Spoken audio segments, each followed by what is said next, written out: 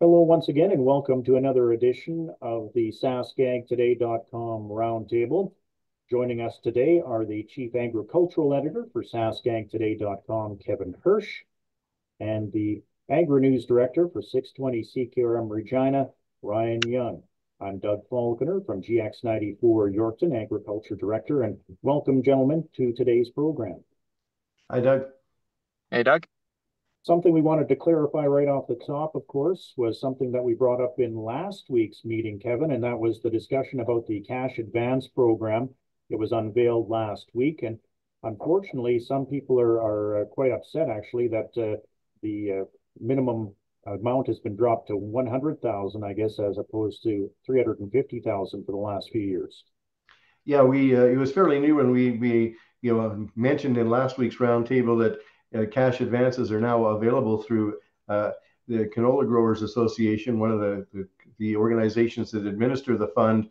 But what I should have cued to was the fact that back in 2022, the government raised it to $250,000 interest free, and then last year increased it to $350,000 interest free.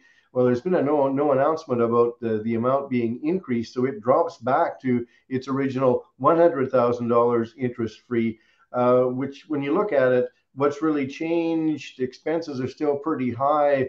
Interest rates are supposed to come down, but haven't come down yet. So the reasons for increasing it to $350,000 haven't exactly gone away. And there's going to be farm groups lobbying and saying that there's no reason to reduce this as producers look for operating cash for the year ahead. And that $350,000 saves you a lot more money interest free than 100,000 would. So it'll be interesting to see if the government responds to those requests.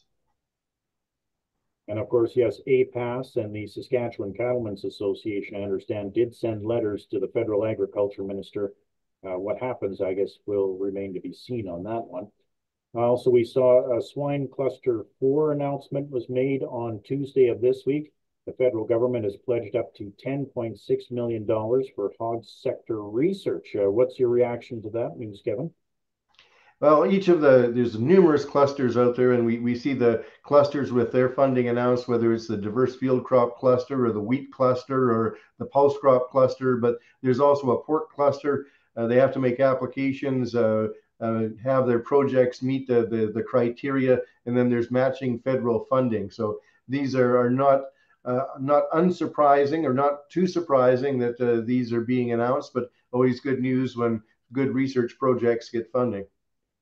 And of course, Ryan, you grew up in an area where there's a lot of hog barns in that area of the province.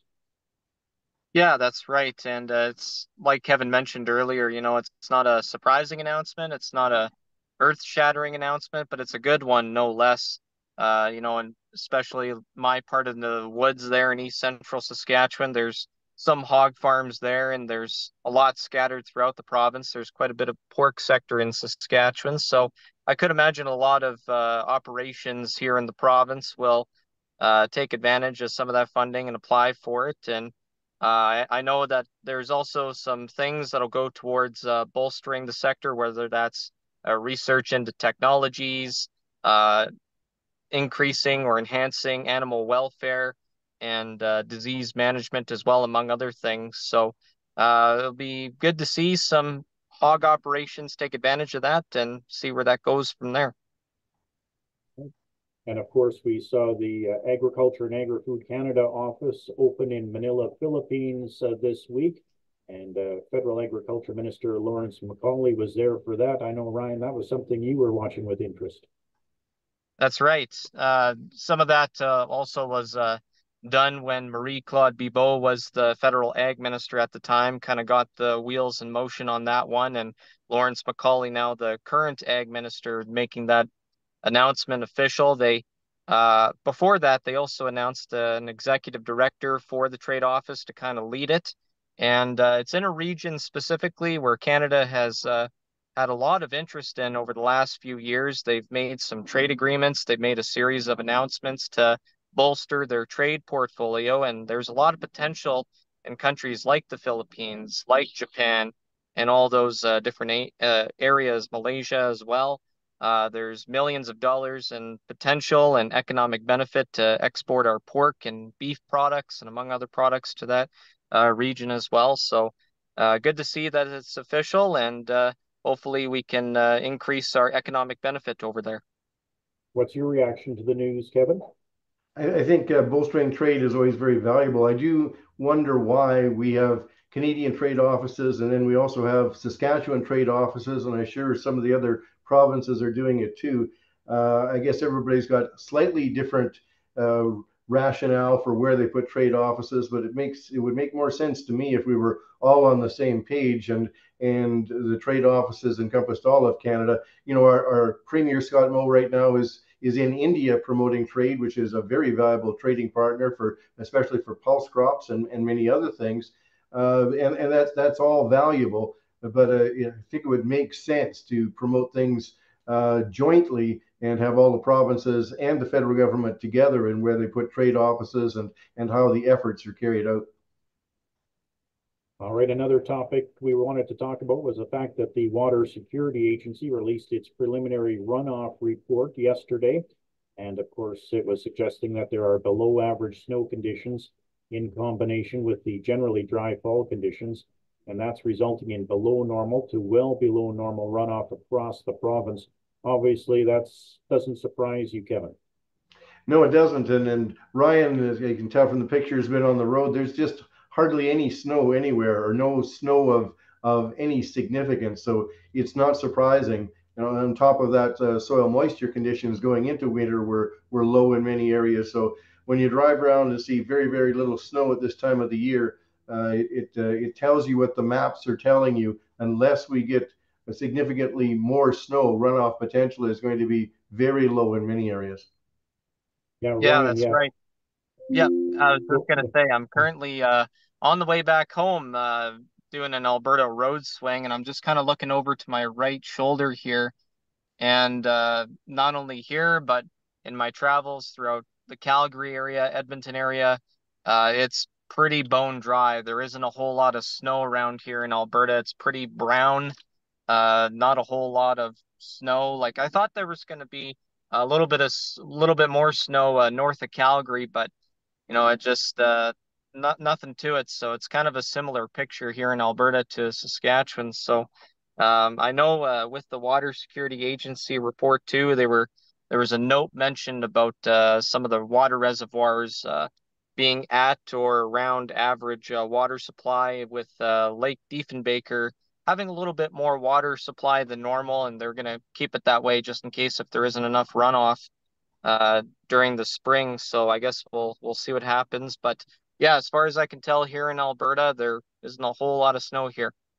well, you went out to Banff in that area, and was there much snow in the mountains even? There was some snow in the Rockies there.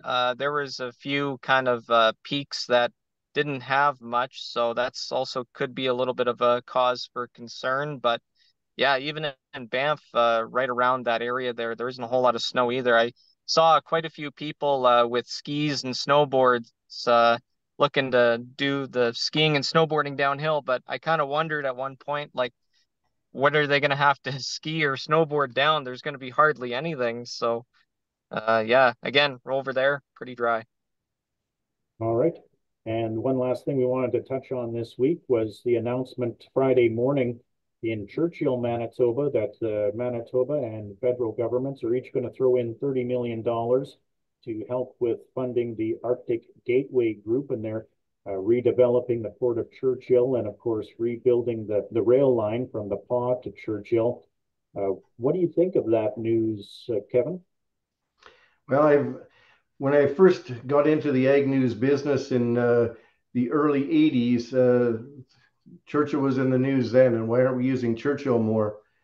And then, you know, the whole rail line and port facility was sold to Omnitrack, an American short line uh, uh, railway company, a private company. Everybody thought, well, maybe this is going to be, a good thing for Churchill. They could never get significant volumes through there. Then it was sold to a combination of AGT Foods and a Fairfax Financial, I believe it was. And after a number of years, and they got some government money, but they basically walked away from it. And I think there's a First Nations owns a lot of that infrastructure now. So call me skeptical. There's reasons why you need a rail line to Churchill because of the community, but I'm really doubtful that we're going to see significant amounts of grain move there anytime soon. It's been a lot of years since anything significant has moved through Churchill, so it might not be a popular opinion, but color me skeptical. Yeah, I think it was 2017 or 2018. There was flooding there, and it pretty much wiped out a good chunk of the track. And they're still, I think, in the process of rebuilding it. So obviously, there's no guarantee that that won't happen again. No, it's a difficult rail line through the permafrost there. Some people say that with climate change, Churchill is going to become more and more viable, perhaps, but it's still a pretty short season port, and there's a lot of difficulty. It is a lot closer than some of the export facilities for a big chunk of the prairies, but it's never even in its heyday uh, more than 500, 600, 700,000 tons. There's inland terminals in Saskatchewan that handle that much in a year. So it's never been very significant, but it's always been a point of contention. Right. Anything else anyone wants to add? I'm just No, looking safe forward to getting travels, home. Ryan. Safe travels. Get home safe. Yeah, I will. All right. Well, that's going to do it for this week's edition of the SaskAgToday.com Roundtable. On behalf of Chief Agricultural Editor Kevin Hursh and 620 CKRM Regina Agri-News Director Ryan Young, I'm GX94 Yorkton Agriculture Director Doug Falconer saying so long until next time.